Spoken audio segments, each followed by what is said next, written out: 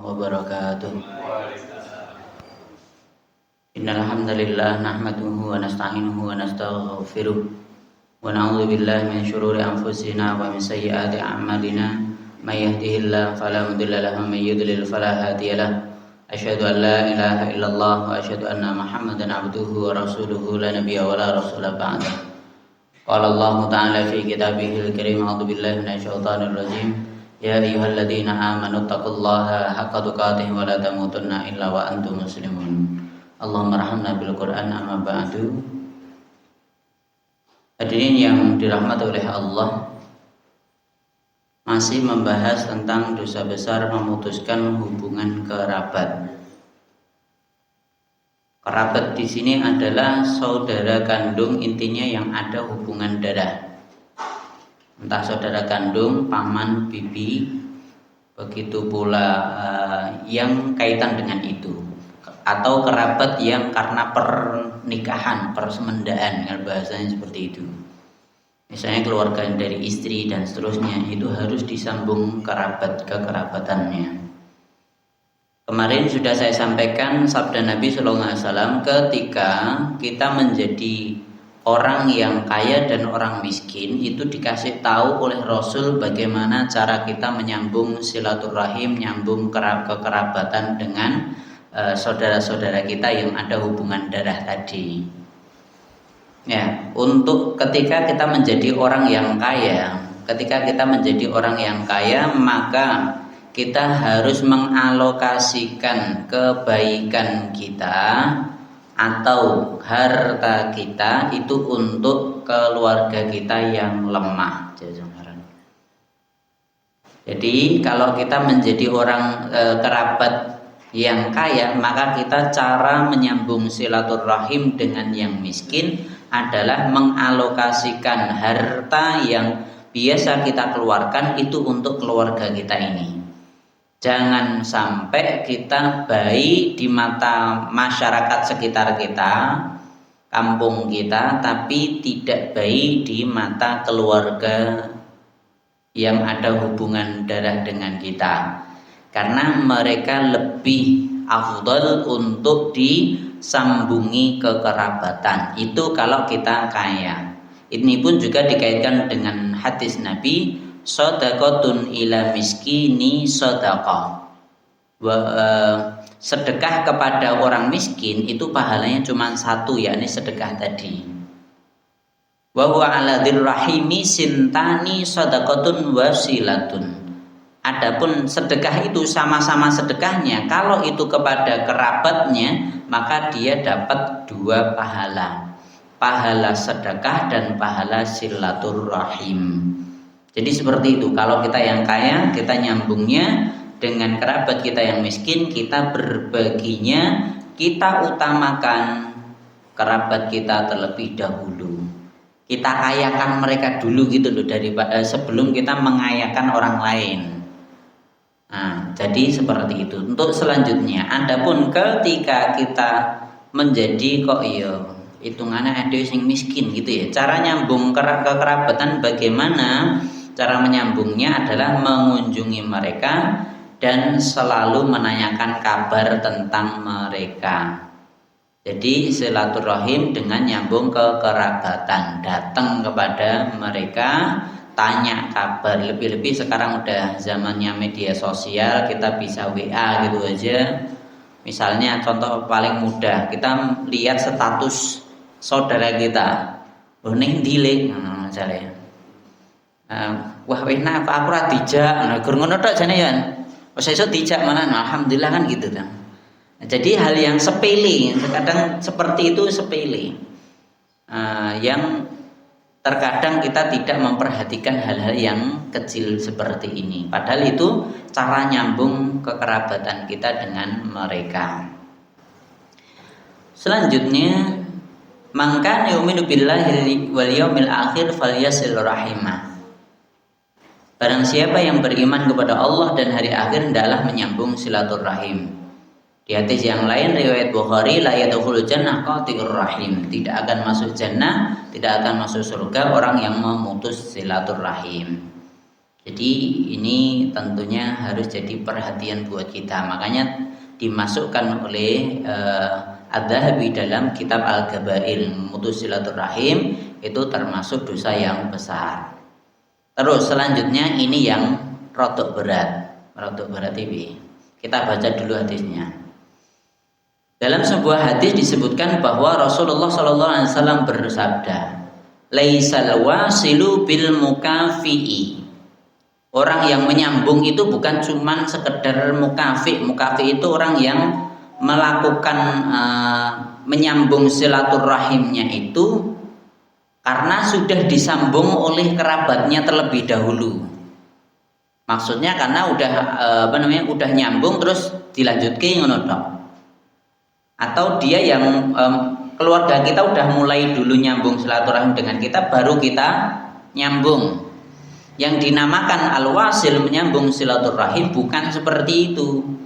Walakinnal wasilu, akan tetapi yang dimaksud orang yang menyambung silaturahim itu adalah alladzi idza quti'at rahmuhu wasalaha. Adalah orang yang jika kamu diputus hubungan darinya, kamu menyambungnya. Jadi misalnya, jadi yang dimaksud menyambung silaturahim ora gor sing wis apik terus kita nyambung gitu aja. Itu ya biasa, mesti ngono kuwi. Apalagi kita cuman pasif, maksudnya pasif, wis apik terus kita ngikut gitu aja. Wis enek acara, udah ada acara biasa, misalnya tahunan silaturahim, mudik misalnya. Ngono kuwi wis kebiasaan, nek ngono kuwi wis biasa ngono. Itu bukan wasil yang sesungguhnya, bukan seperti itu. Yang dinamakan wasil, menyambung silaturahim, itu ketika ada yang mutus tapi kita usaha untuk nyambung. Paham ya sampai sini ya? Adakah keluarga kita yang mutus hubungan dengan kita? Halo? Ada? Keluarga kita mutus hubungan dengan keluarga kita. Ada?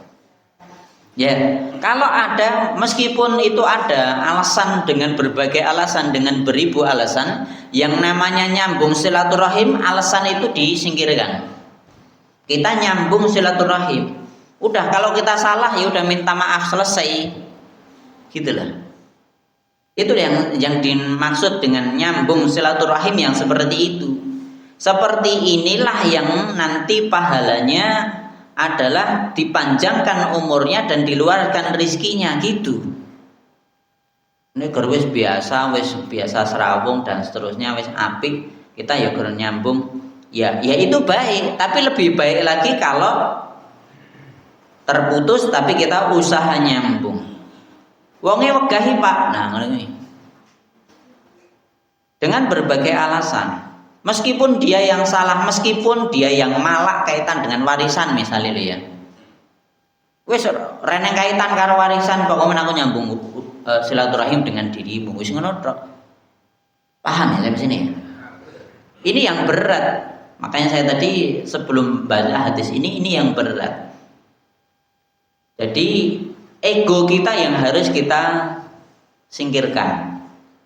Jadi ego ini yang harus kita singkirkan dari kita. Karena ini kaitannya dengan silaturahim. Karena pahalanya tadi umur panjang, rezeki yang luas, enak. Wong apa seneng ning ngene iki, tapi nek kon nyambung ngono kuwi wegah. Apa meneh wis tahu ketaton. Wis tahu ketaton mbuh karena warisan, mbuh karena utang piutang, mbuh karena kita sing miskin disingkiri. Ada seperti itu ya. Na'udzubillah min syarri dzalik. Banyak, cuman ada banyak seperti itu. Dalam hadis qudsi Allah berfirman, "Ana ar-Rahmanu." Saya ini adalah Ar-Rahman yang Maha Pengasih. Kaitan dengan Rahim. Ar-Rahman, Ar-Rahim itu sampai kaitannya dengan Rahim itu tadi. Faman wasalaha, barang siapa yang menyambungnya, wasaltuhu, wa man qata'aha qata'tuhu. Barang siapa yang menyambung Ar-Rahman, ikatan rahim tadi, maka aku akan menyambungnya. Barang siapa yang memutus rahim tadi, maka aku akan memutus hubungan dengannya. Jadi ini yang perlu diperhatikan. Jangan sampai kita memutus silaturahim. Maksud kita memutus silaturahim ya tadi, entah dengan berbagai alasan, kita dirugikan atau kita dijelekkan atau kita direndahkan atau kita tidak dianggap atau yang lain sebagainya, terus kita nggak mau hubungan dengan dia, itu namanya mutus silaturahim. Apa tadi godhong ra gelem nyuwek, dadi banyu ra gelem nyawuk ngono ya. Padahal dulur kuwi. Itu banyak sekali seperti itu. Nah, di dalam hadis ini tadi Allah berfirman Ana Ar-Rahman. Allah itu Ar-Rahman, dan Rahim itu adalah sifat Allah. Barang siapa yang memutus silaturahim, maka aku akan mutus dia, putus hubungan dengan dia. Maksudnya dia nggak akan dapat rahmat dari Allah gitu loh. Ini berat. Makanya ini yang perlu diperhatikan. Kaitan dengan keluarga itu harus diperhatikan dengan baik, lebih dibandingkan dengan orang yang nggak kita kenal atau nggak ada hubungan kerabat. Jadi yang penting itu adalah yang ada hubungan kerabat, itu yang lebih penting dibandingkan saudara muslim yang lain. Lebih-lebih kerabat kita ya muslim, berarti kita harus 2 kali lipat effort kita untuk dekat dengan mereka, untuk nyambung silaturahim dengan mereka. Kalau saya dengan jenengan kan nggak ada hubungan rahim gitu kan, ya saya nggak harus baik dengan jenengan, tapi kepada keluarga saya harus 2 kali lipat gitu loh. Kenapa? Karena dia juga muslim dan dia juga keluarga saya tadi. Paham ya sampai sini ya? Selain itu, nek ade kalau kancane dhewe misale reunian, sisian sing bayar ngono ya. Nek karo dulure sisian bayaran ora?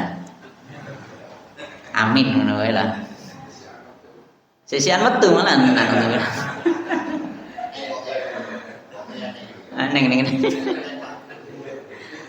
Nek kalau temennya kenapa kok baik gitu, padahal dengan keluarganya harus lebih baik gitu loh. Kalau gitu dalam hadis disebutkan khairukum li ahli wa ana khairukum li ahli. Sebaik-baik kalian itu adalah orang yang paling baik dengan keluarganya. Jadi sebaik-baik kita ini siapa? Yang paling baik dengan keluarganya. Wa ana khairukum li ahli, dan aku orang yang paling baik terhadap keluargaku. Kalimatnya memang seperti itu, meskipun nanti kaitannya dengan istri. Ahli di sini adalah istri, terutama istri. Suami dengan istri itu harus lebih baik dibandingkan kepada yang lainnya gitu loh. Seseorang dengan keluarganya itu harus lebih baik dibandingkan kepada yang lainnya. Bukan berarti kita harus musuhan dengan yang lainnya loh ya. Tapi yang disebutkan di dalam hadis ini itu adalah yang paling baik dengan keluarganya. Kenapa kok gitu? Nek karo bose wis jelas wong mesti ken api piye golek cari muka kan ngono. Begitu pula dengan teman kerjanya, itu pasti juga cari supaya kelihatan baik itu bagaimana? Kenapa? Karena dia nggak sering ketemu gitu loh. Begitu pula dengan kliennya, dengan yang dia biasa interaksi dengan dia, entah jual beli, entah apapun, bisnis apapun, itu pasti usaha kita kelihatan baik di hadapan dia gitu. Tapi itu semua tidak dipertanyakan oleh Rasulullah SAW. Justru yang ditekankan oleh Rasul itu harus baik kepada keluarga, harus baik kepada terutama istri. Seperti itu. Padahal banyak sekali, na'udzubillah min syarri dzalik, kepada orang lain baik, tapi kepada keluarga pelitnya minta ampun. Alasan baik wis Nek karo koncone sisikan sing bayar, karo bojone dijak ngopo sithik uga ra didit jarene. Dengan berbagai alasan kesel. Nek jak dolan karo koncone bal-balan apa ngopi apa biasanya apa? Wedangan mancing jarene ya Allah. Dijak karo temennya wah semerindil, tapi nek dijak karo bojone kok ora ngono. Jak ning pasar Mas. Ruwet.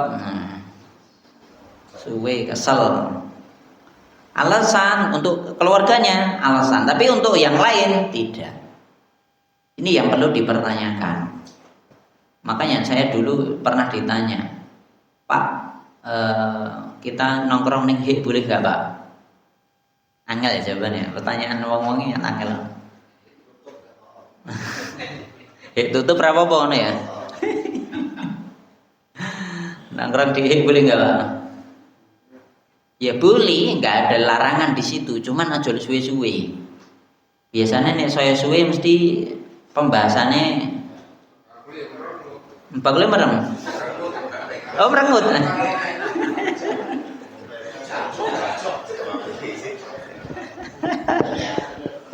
Pengalaman saja, pengalaman dari bakul ini ya teh. Silakan.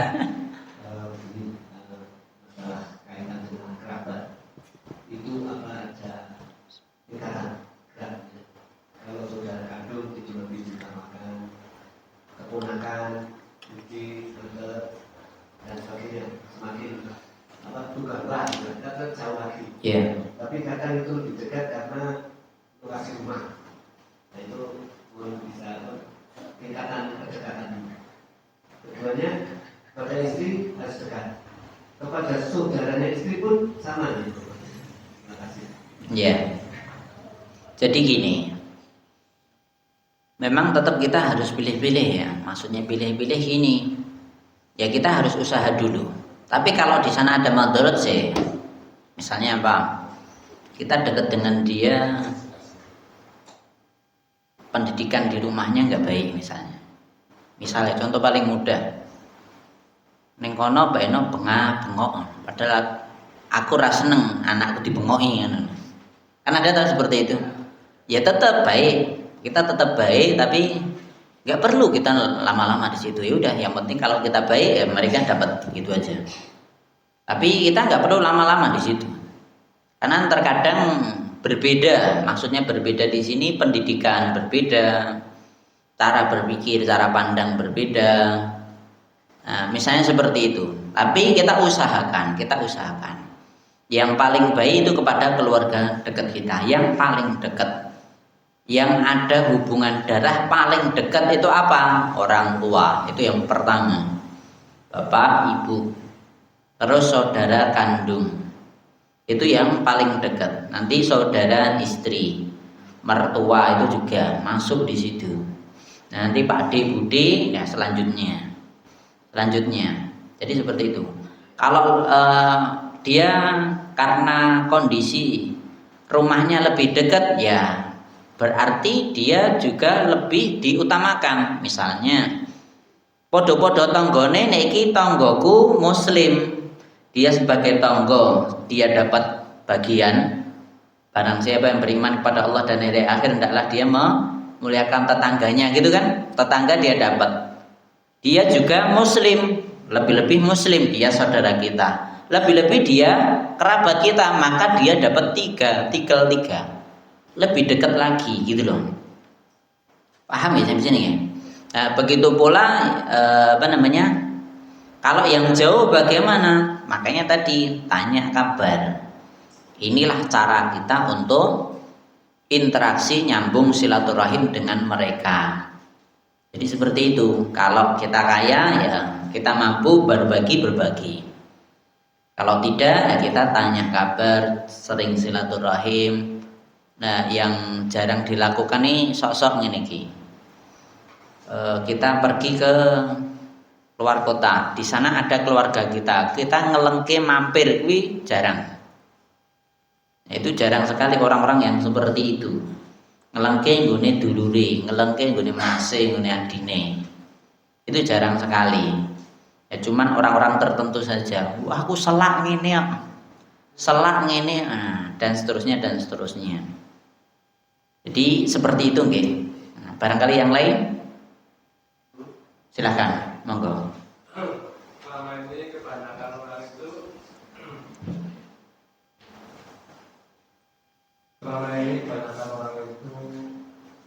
yang sering disampaikan terkait hubungan keluarga atau silaturahmi itu akan berdampak kepada yang bersangkutan dan akan efek.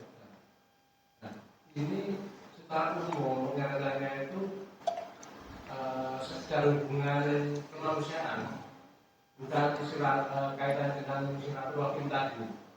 Nah, ini sekarang sudah semakin jelas kalau silaturahim itu ada hubungan kekerabatan, kekeluargaan dan tadi. Nah, bagaimana kalau yang terkait dengan masalah sesama makhluk tadi ya? Iya. Sesama makhluk. Ya, sesama manusia. Dan itu kebanyakan orang pengertiannya itu yang memutus hubungan sesama manusia lah begitu, yang tidak bisa masuk surga. Nah, sekarang kan sudah jelas kan, semakin fokus terkait ternyata yang silaturahmi itu tadi yang memutus hubungan silaturahmi itu ada hubungan kekerabatan. Iya. Ya jadi gini. Kalau memutus hubungan dengan sesama manusia itu ya tergantung orangnya tuh ya. Lah nek wong elek masa gak ada nyambung. Nah misalnya dia nggak menguntungkan saya, nggak ada kaitannya dengan saya, kenapa kok saya harus nyambung dengan dia gitu loh? Apalagi nggak ada hubungan kerabat, dia juga bukan muslim, dia bukan tetangga saya. Kenapa kok saya harus untungnya apa? Kan tetap ada untung dan rugi tuh. Selain itu, emang manusia cuman dia gitu aja lah. Makanya pentingnya kita mencari komunitas yang baik supaya kita jadi baik juga. Satu ayat yang saya baca ketika sholat maghrib tadi itu adalah permintaan istrinya Fir'aun. Idh qalat rabbi bnili indaka baitan. Ya Allah, bangunkan di sisimu rumah. Nanti dibaca tafsirnya di situ, surat At-Tahrim juz 28 paling akhir. Ayat kedua sebelum akhir dari surat At-Tahrim. Surat At-Tahrim itu juz 28 paling akhir. Ya Allah, ini doanya istrinya Fir'aun. Fir'aun laknatullah alaih, tapi istrinya penghuni surga. Doanya apa?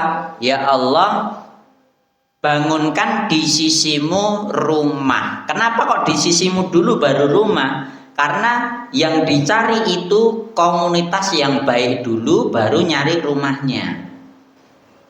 Kebanyakan manusia itu nyarinya murah, liane keri, ngono toh? Golek omah. Bangun rumah apa nyari tempat itu yang penting murah sih biasanya ngono. Kalau saya tidak, nyontoh dari ayat ini perintahnya nyari dulu komunitas yang baik dulu. Perkara murah ya digoleki ya iya. Tapi yang penting itu dekat dengan yang baik dulu. Meskipun doa ini itu adalah doanya istrinya Fir'aun untuk di surga. Ya Allah, bangunkan di sisimu di surga nanti rumah. Ini pun juga ditarik oleh para ulama pemahaman ketika kita nyari rumah, nyarikan rumah atau tempat tinggal, komunitas, itu cari komunitas yang baik dulu, baru rumahnya nyusul. Nah, kebanyakan manusia cocok enggak dulu harganya, ngono toh. Lah, kalau saya diterangkan oleh guru saya, nyari dulu deket masjid enggak gitu. dekat masjid enggak, nah gitu loh. Pak Neno banyak perumahan reneng masjidnya, reneng musolane, reneng masjid, atau minta ampun. Ya apa main ke rumah temen, masjid di kono perumahan sebelah. Ya Allah ya Rahman, gue melaku kesel pisan. Ya wis, hah? Ya jelas.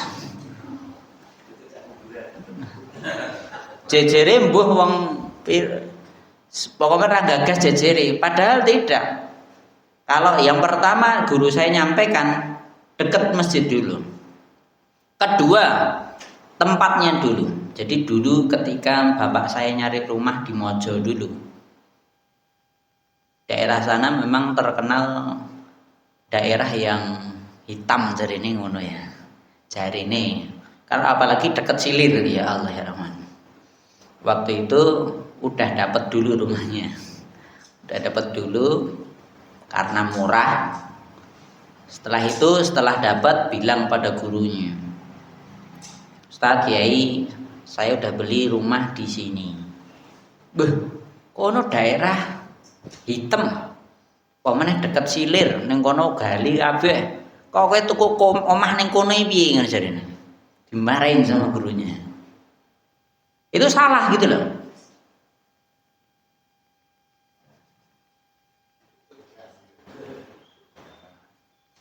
Paham ya sampai sini ya? Wah dimarahin. Bapak saya ya reson jawab. Waktu itu juga belajar Islam juga baru aja. Maksudnya baru aja gimana? Bapak saya sebelumnya belajar Islaman, ya sholat, menadok. Tapi setelah nikah kan belajar Islam dengan baik. Makanya setelah beli rumah itu bilang pada gurunya, pengen arep syukuran, nyampaikan kabar gembira aku wis tuku omah ngono lho. Malah diseneni. Kono ki daerah hitam. Kono ki wong elek kabeh. Kok kowe tuku omah kono iki? Wis baju tuku terus ngopo? Ya Allah ya Rahman. Setelah itu bapak saya mesti ora mungkin golek sing tempat kaya ngono kuwi. Ketika mencarikan rumah untuk anaknya itu mesti dipilih dulu masjid cedak ora. Terus kompleks itu baik apa enggak? Dan seterusnya. Dipilih yang baik dulu. Perkara omahe kaya piye urusan keri jarene ngono. Jadi ini yang perlu diperhatikan. Kenapa? Karena kalau nanti tinggalnya di tempat yang hitam tadi, untungnya bapak saya itu memang keras gitu loh. Maksudnya keras untuk menghadapi orang seperti itu bisa gitu loh, nggak terwarnai gitu. Tidak terwarnai, bahkan beliau yang bisa mewarnai. Dan alhamdulillah karena udah beli di sana, dimarahin sama gurunya, ya udah terus berazam untuk jadi perintis bangun masjid dan seterusnya. Di situ nggak ada masjid, nggak ada orang sholat, ya udah dimulai dulu dari rumah saya. Dimulai dulu dari rumah saya, ngajak tonggo-tonggo ini yuk sholat di rumahku kayak musola. Udah setelah itu entah tahun berapa kena gusur apa itu sungai Bengawan Solo itu loh. Ya kira-kira tahun 90-an. Terus dapat dibelikan di sini dekat ring road ini, belikan situ. Ya udah kena gusur musolane, tapi sebelum gusur itu udah ada rencana bangun masjid. Bangun masjidnya agak di tengah di RW, satu RW masjidnya cuma satu itu. Perintisnya bapak saya ini. Ya wis pindah awalnya di rumah saya, terus ada tanah yang lebih luas, pindah sana yuk pindah.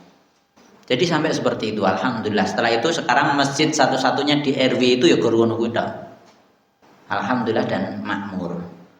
Jadi ya itu susah memang. Lebih-lebih tadi kaitannya dengan kok memutus hubungan dengan sesama manusia bagaimana? Lah kalau kamu baik tak sambung dengan dirimu. Nek kowe elek ngapain saya harus nyambung sama dirimu gitu loh. Ya kalau saya bisa ngajak kamu baik, nek kowe ra iso harus apa? Apa aku harus malah katut wae? Masalahnya kan gitu. Makanya kita harus tahu diri kita masing-masing. Kita bisa mewarnai atau tidak. Kalau tidak, enggak usah ikut. Jadi seperti itu. Bukan untuk mutus hubungan loh ya. Kaitannya bukan mutus hubungan. Tapi ini kaitannya saya nyari komunitas yang baik. Jadi seperti itu ya. Nanti dikaitkan dengan misalnya bertetangga bagaimana. Bertetangga ya sewajarnya aja. Kamu baik dengan saya, apalagi bukan muslim, baik dengan saya, ya saya baik sama dirimu. Meskipun kamu nggak baik, saya baik sama dirimu. Setelah itu ya urusan kamu baik dengan saya atau tidak urusan dirimu, kan gitu. Selain itu, kalau memang nggak penting, saya juga akan minta tolong kamu. Kalau saya punya teman yang baik yang bisa nolong saya pasti akan minta tolong sama dia. Bukan berarti saya harus jotak orang lain loh ya. Ini kaitannya bukan jotak atau apa. Kalau sama-sama menguntungkan lanjutkan, tapi kalau tidak selesai. Jadi seperti itu. Ini yang perlu diperhatikan. Karena terkadang kebanyakan orang lebih-lebih ning perumahan ini tak sampaikan. Banyak kali dibikin acara-acara yang enggak bermanfaat. Apa kuwi mbuh ora ngerti. Kula ono. Ngira bermanfaat kudune iso ngaji, kudune iso bermanfaat, malah kita duduk di acara-acara yang gur ngono-ngono wae ora ning apa-apane. Enggak bermanfaat. Kok gitu? Gini aja. Kita hidup di dunia untuk akhirat. Kita cuman sebentar saja. Kalau manfaat lanjutkan, kalau enggak ngapain nah, gitu.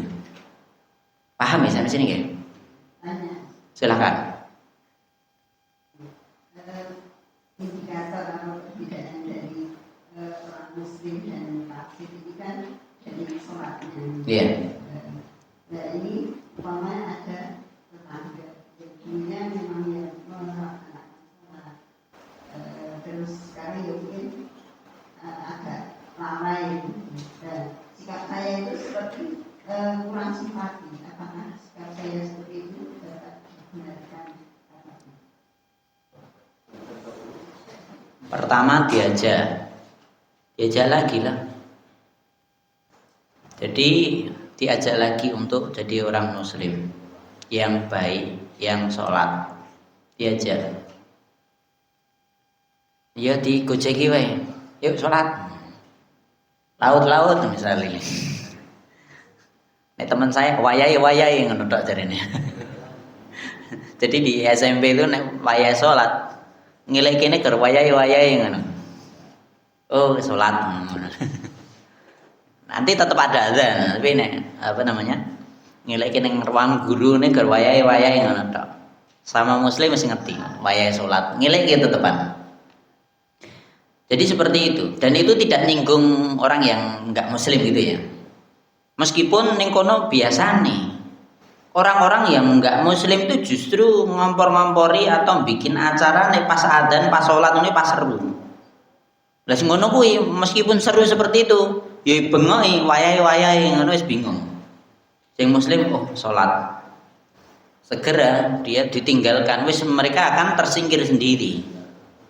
Jadi seperti itu, kita harus kuat dimanapun. Tadi kaitan dengan tetangga, dia awalnya muslim yang baik, awalnya sholat, sekarang kok tidak. Ya kalau bapak saya, caranya bapakku loh ya. Nek aku urung iso ya. Didatangi, dijak ngobrol, gawak kayak apa, jak sholat ngono jarene. Ya Allah ya man, aku urung pernah nyoba ngono, wani. Umurku cek piro ora wani aku teh. Menek rada tuwa kaya bapakku ya wani ya. Nggih, Pak. Nek aku cilik aku teko wah kita ora cocok ora pantes ngono. Siapa lu ngono-ngono biasanya kan ngono ya. Kalau bapak saya bener gawake apa tekane parane kayak oleh-oleh diomong takon kabar dan seterusnya diajak sholat meneh. Jadi sampai seperti itu. Bapak saya seperti itu, tapi kalau saya kok belum berani. Terus kalau memang dia diajak sholat dengan berbagai cara kok ya nggak bisa, terus kita jaga jarak dengan dia ya logis saja. Ya meskipun kalau dia baik sama kita nyapa kita tetap senyum dan seterusnya. Salam ya tetap salam. Tapi urusan kita hati kita dekat dengan dia atau tidak ya urusan lain. Ngaten nggih? Paham? Barangkali yang lain?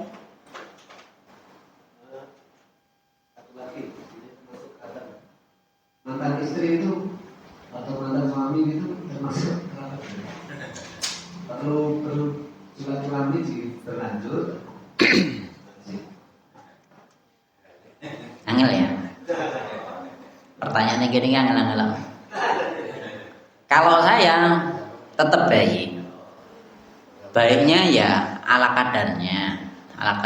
Lebih-lebih kalau punya anak dengan dia, ya tetap lebih-lebih itu. Kalau tidak jangan. Kalau tidak, apalagi kita udah punya istri, nah misalnya. Kalau tidak jangan.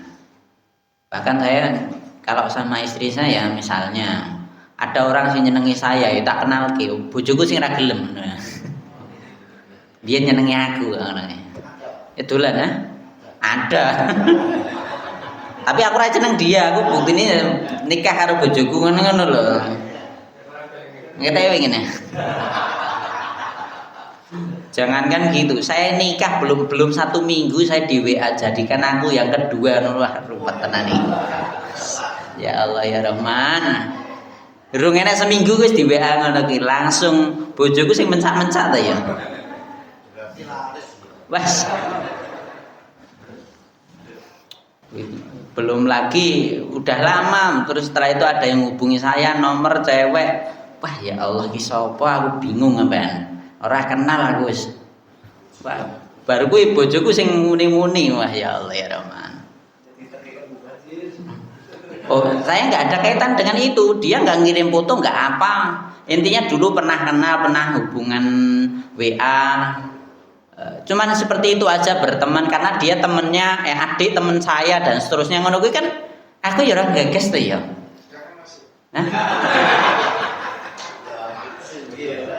Ya kalau kita berteman sewajarnya saja, maksudnya sewajarnya ya bismillah, tanya kabar dan seterusnya, selesai. Aku ya sudah bojo, sudah anak, sampaikan apa adanya, nggak bohong kan gitu kan. Sampai istri saya marah-marah, ya wis aku njalukmu piye anaknya. Masa aku ya arep apa nih halang loro alah ngapain dan seterusnya, siji rantai ngajarinnya. Ya jadi kalau mungkin istri saya juga punya mantan, lah ya mbok rono ya dolan jarene main cedak kene to, tak terke ya ngono ya. Wah aku ora ngapain.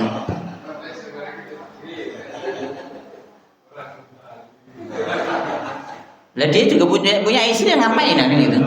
Kita nyambung silaturahim gitu. Dia enggak, kalau saya terbuka sih, maksudnya hal seperti itu boleh saja selagi tidak nyakitin orang lain, selesai. Jadi selagi tidak nyakitin orang lain. Tapi istri saya nggak mau kan gitu. Kalau saya terbuka, ada dolaning mantanmu tak terki lebih. Tak terki nggak apa-apa, gawa aku tak tukokke lebih. Nggak apa-apa.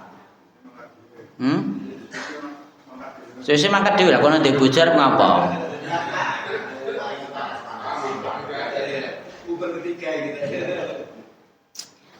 Apa sih? Jadi gini loh, kalau Nabi SAW kalau sabdanya gini, kalau kamu di luar lihat perempuan, kamu ada syahwat, segera pulang ke rumah datangi istrimu kan gitu.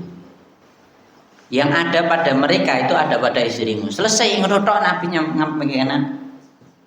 Apa sih mereka yo paling yo podo wae ngono to. Apa nih ora ngerti ya.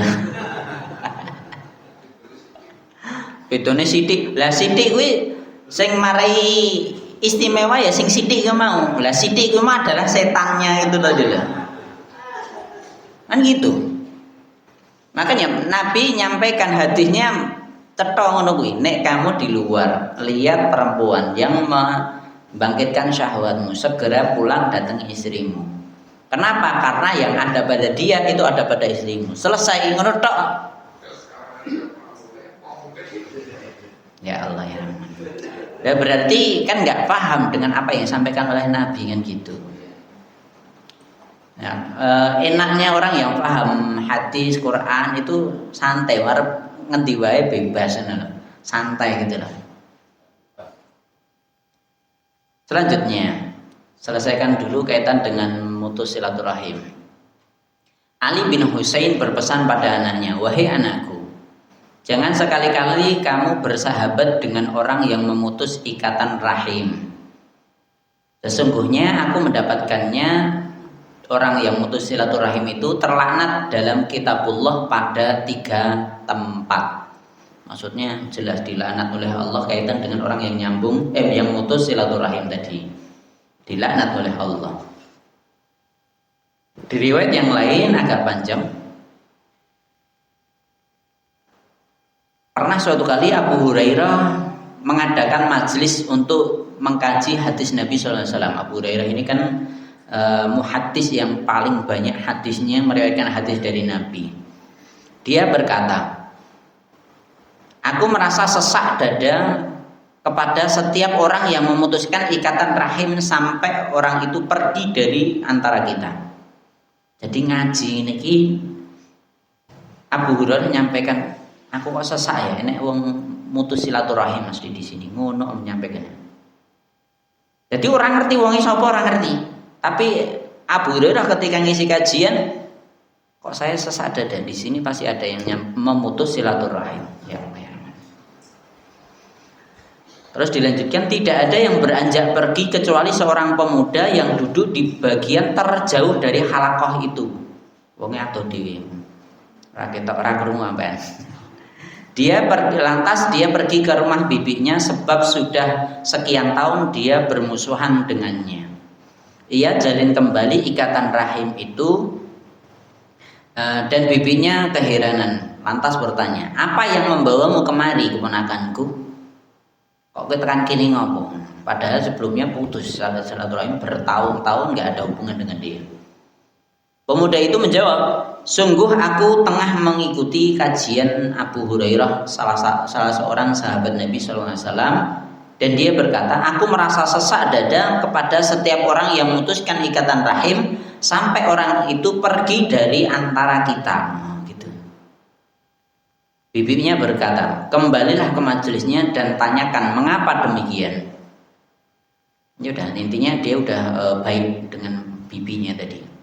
Pemuda itu pun kembali ke majelis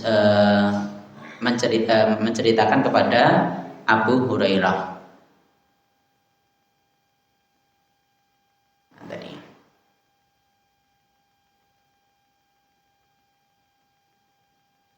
Lantas Abu Hurairah ditanya berkaitan dengan ini,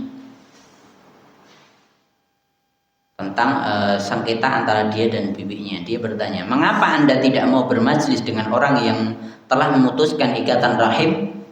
Abu Hurairah menjawab, "Aku telah mendengar Rasulullah SAW bersabda, sesungguhnya rahmat tidak akan turun kepada suatu kaum yang di dalamnya ada orang yang memutuskan ikatan rahim." Seperti hadis yang tadi, rahmat tidak akan turun kepada suatu kaum yang di dalamnya ada orang yang memutus silaturahim. Rahmat nggak akan diturun di situ. Suatu majelis seperti itu.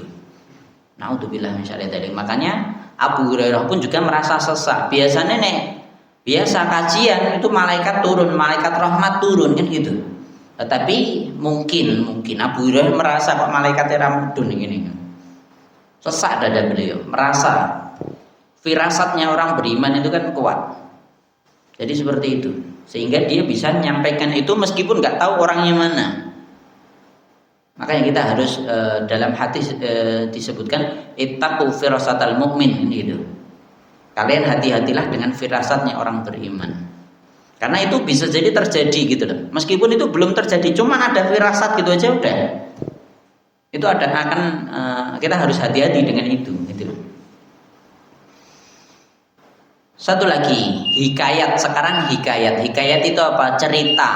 Tapi ini cerita rakyat. Cerita rakyat atau apalah. Intinya faktanya ini juga masuk dalam kitabnya ulama gitu loh. Dalam kitab Al-Kabair ini. Jadi dulu ada orang kaya yang menunaikan ibadah haji ke Baitullah. Sampainya dia di Mekah, dia menitipkan uangnya 1000 dinar. Padahal sedinar paling enggak 5 gram emas. Sekarang 5 gram itu 7,5 juta. Ping 1000 berarti berapa? 7 miliar ya.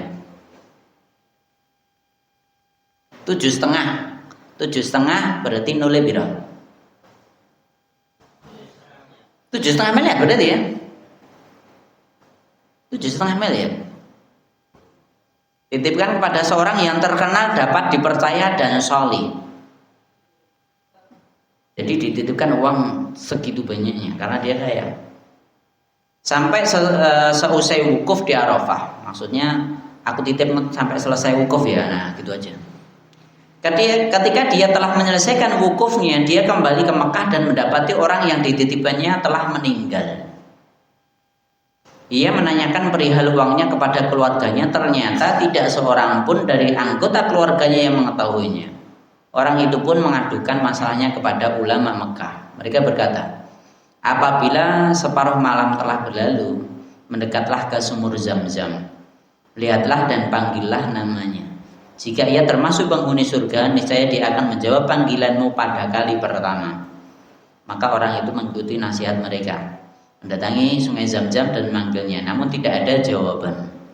Karenanya dia kembali kepada mereka, pada ulama tadi, menceritakan kepada mereka, lantas mengatakan inna lillahi wa inna ilaihi rajiun. Kami khawatir jangan-jangan temanmu itu termasuk penghuni neraka. Pergilah ke tanah Yaman. Di sana ada sebuah sumur yang diberi nama sumur Barhud. Katanya sumur itu berada di tepi Jahannam. Lihatlah di malam hari dan panggillah temanmu. Jika ia termasuk penghuni neraka, niscaya ia akan menjawab panggilanmu.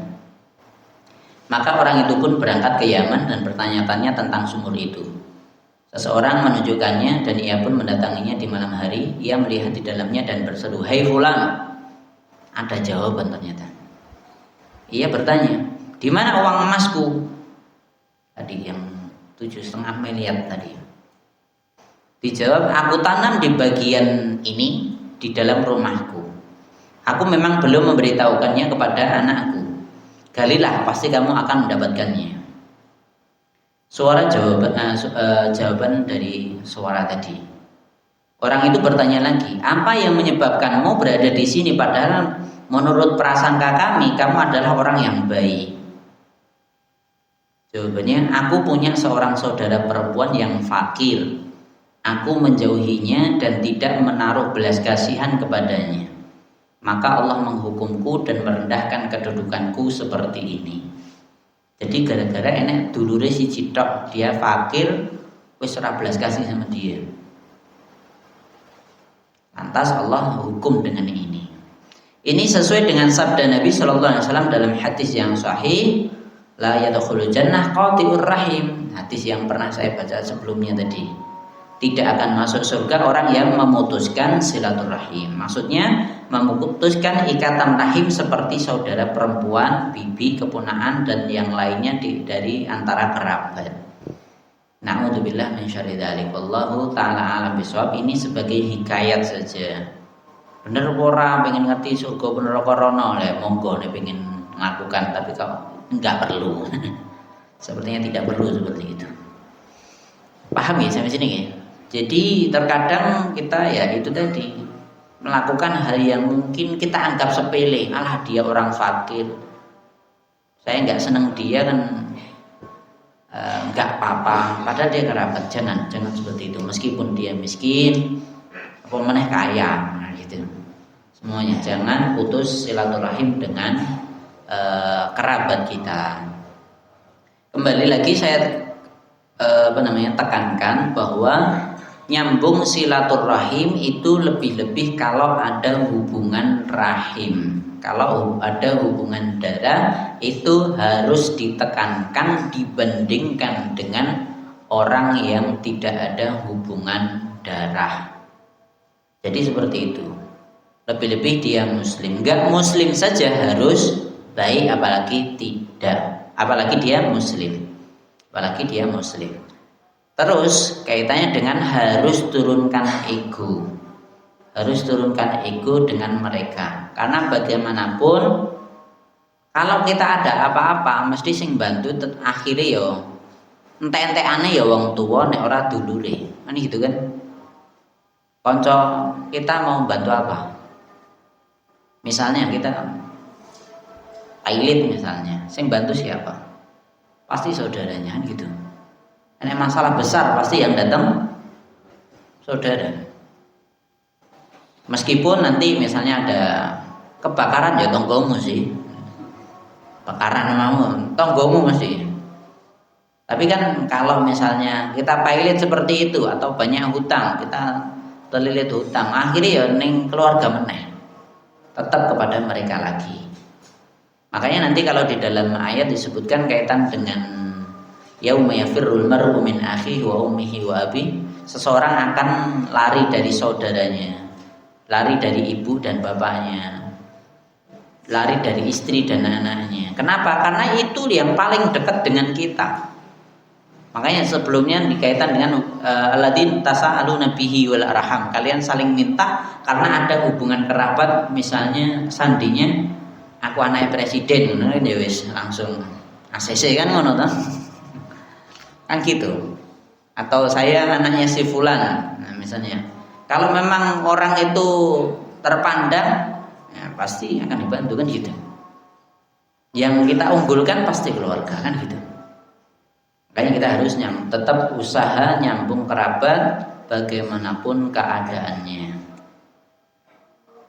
Lebih-lebih yang kita yang salah, meskipun terkadang kita udah usaha kono ya tetap usaha mutus. Kita usaha nyambung, dia usaha mutus lebih. Ada Pak gitu ya? Ada. Kita udah usaha nyambung, dia usaha mutus lebih. Mbuh karepmu. Dengan berbagai alasan. Saya kira cukup. Kurang lebihnya saya mohon maaf. Wa aqulu qouli hadza wa astaghfirullah li wa lakum walhamdulillahirabbil alamin. Wassalamualaikum warahmatullahi wabarakatuh.